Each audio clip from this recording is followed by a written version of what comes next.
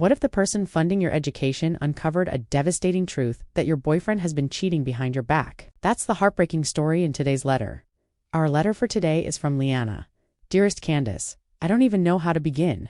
I feel like I'm living in a nightmare I didn't ask for. I thought I finally found love that was real, deep, and lasting, but now all of that feels like a cruel joke. For the past 6 months, I've been in a relationship with Ryan. It started simple. He was charming, caring, and made me feel like the most important person in the world. Before long, we were spending nearly all of our time together. In fact, I often slept at his place, so much that it almost felt like I was already living there. And I didn't just stay over. I played the role of a partner in every way. I cooked meals for him. I did laundry. I cleaned the apartment. I gave him my time, my effort, my energy, everything. I was doing all the things a wife would do, only without the commitment of marriage. This relationship meant a lot to me, Candace. You see, this was my first serious relationship. I've always been too focused on my studies to really commit to anyone before.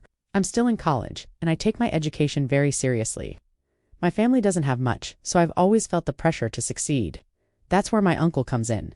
He's well off, unlike my dad who struggles just to get by. Since my uncle doesn't have children of his own, he decided to help his brother, my dad, by supporting me financially. He pays for my tuition, my books, and a lot of my expenses.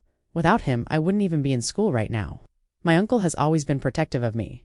Maybe a little too protective, but I thought it just came from love. Recently, he started to ask questions about Ryan. At first, I brushed them off. Ryan was my boyfriend and I believed in him. But my uncle must have sensed something because behind my back he hired a private investigator.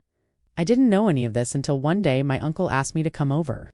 When I got there, he sat me down and showed me a stack of photographs. My heart sank. Candace, those pictures showed Ryan with another girl. Not just hanging out, but things that you can't mistake for friendship. There was one picture of her staying overnight at his apartment when I wasn't there. Another photo captured him kissing her goodbye outside his building. I couldn't breathe when I saw those photos. It felt like the ground had been pulled out from under me. All this time I thought Ryan was different. I thought our love was special. I thought he was my first real relationship, maybe even my forever. But it looks like he was living a double life. It's been a week since I found out. I haven't spoken to Ryan since that day. He keeps calling me, leaving messages, asking why I'm ignoring him. But he has no idea that I know. Every time my phone lights up with his name, my chest feels heavy. I can't bring myself to answer. I keep replaying everything in my head.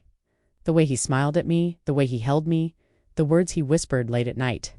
Were they all lies? Or is there some explanation I just don't see yet? But then, I remember the photos. Proof that he betrayed me when I wasn't around. Part of me wants to confront him, to show him the evidence and demand answers. To ask him why he did this to me when I gave him everything.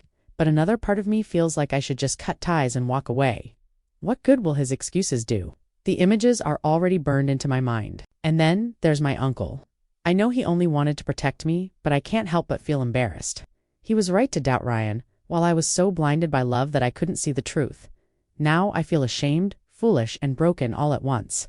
Candace, I don't know what to do. Do I face Ryan and let him know I know the truth? Or do I just let the silence be the end?